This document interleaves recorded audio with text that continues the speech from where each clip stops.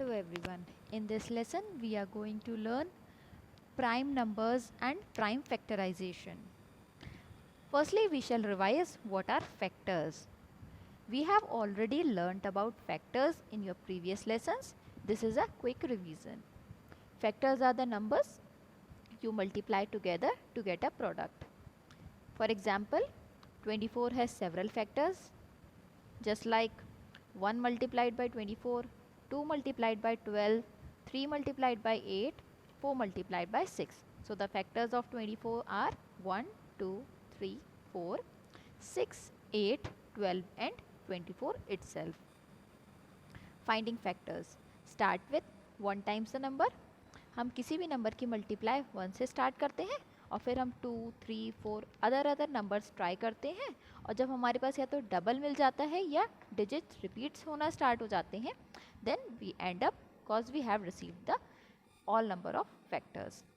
Hence we are going to start with the factors of 16. 1 multiplied by 16, 2 multiplied by 8, is 16 divisible by 3. क्या 16 3 की table में आता है?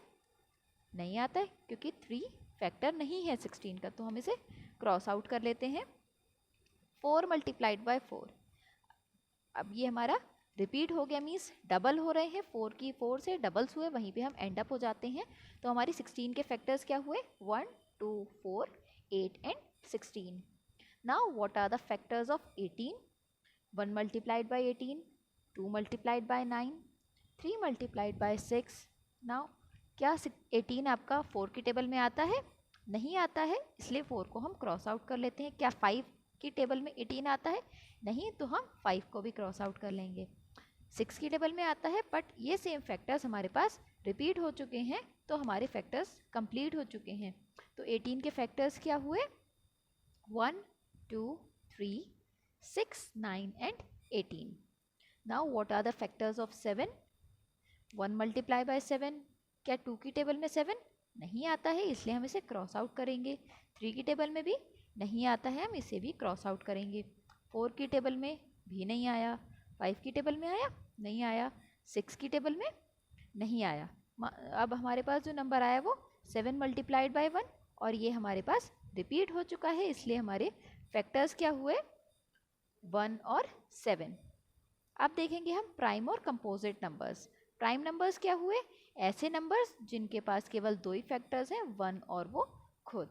जैसे कुछ एग्जाम्पल्स हुए हमारे पास 3, 5, 7, 11 एंड 31. अभी हमने देखा था 7 के सिर्फ 2 फैक्टर्स 1 और 7. अब आए आपके कंपोजिट नंबर्स. कंपोजिट नंबर्स वो होते हैं जिनके पास 2 से ज़्यादा फैक्टर्स होते हैं. जैसे कुछ एग्जाम्पल्स हैं आपके 6, 15, 18, 30 and 100. Now a product of primes. Every composite number can be expressed as a product of prime numbers. Means जो हमारे composite numbers होते हैं उन्हें हम prime numbers के multiple या product के form में लिख सकते हैं, और इसी process को हम कहते हैं prime factorization. For example, 15 आपका एक composite number है क्योंकि इसके पास बहुत सारे मतलब 2 से ज़्यादा factors हैं. जैसे इसके factors हुए आपके 1, 3, 5 एंड 15. तो हम इस 15 को 3 मल्टीप्लाइड बाय 5 लिख सकते हैं. अब 3 और 5 दोनों ही आपके प्राइम नंबर्स हुए, means 15 can be written as a product of primes. Now to find the prime factorisation. हम प्राइम फैक्टराइजेशन फाइंड करने के लिए कुछ सेट ऑफ रूल्स हैं. मींस वो रूल्स क्या हैं? सबसे पहले हम उस नंबर को फर्स्ट प्राइम नंबर जो हमें सबसे छोटा या सबसे ईजी प्राइम नंबर लगता है हम उससे डिवाइड करते हैं, और फिर उसी तरीके से हम उसे नंबर को डिवाइड करते जाते हैं जब तक हमें प्राइम नंबर नहीं मिल जाता. जैसे प्राइम नंबर्स की कुछ लिस्ट है, हम इन लिस्ट में से नंबर सेलेक्ट करेंगे और फिर डिवाइड करेंगे. जो सबसे इजी प्राइम नंबर्स मिल रहते हैं वो है आपके 2, 3, 5 और 7. इसी तरीके से हम प्राइम फैक्टराइजेशन करेंगे. अब 100 का 100 लिखा, तो 100 को क्या हम 2 मल्टीप्लाइड बाय 50 लिख सकते हैं क्योंकि 100 हमारा इवन नंबर है और हर इवन नंबर हमारा 2 से डिविजिबल होता है. तो अभी 2 से इसे जब हम डिवाइड करेंगे तो हमें 50 मिल जाएगा, और 50 क्या हुआ? एक कंपोजिट नंबर हुआ और 2 हमारा प्राइम नंबर हुआ. अब 2 प्राइम नंबर हुआ तो हम इसे एज इट इज़ छोड़ देंगे और फिर 50 के साथ प्रोसीड करेंगे. अब 50 के साथ जब प्रोसीड करेंगे तो 50 को भी हम फैक्टर करेंगे मीन्स 50 को हमारा इवन है इसलिए अब हम 50 को 2 से डिवाइड करेंगे। जब हमने 50 को 2 से डिवाइड किया तो हमें क्या मिला 25।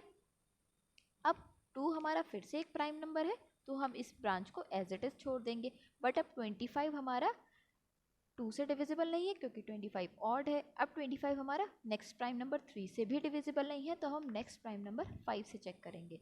तो 5 5 25 होता है, हम उसे यहाँ पे लिख देंगे। अब जितने भी नंबर्स हमें मिले हैं वो सारे ही प्राइम हैं तो हम 100 को प्राइम फैक्टर्स की फॉर्म में लिख सकते हैं।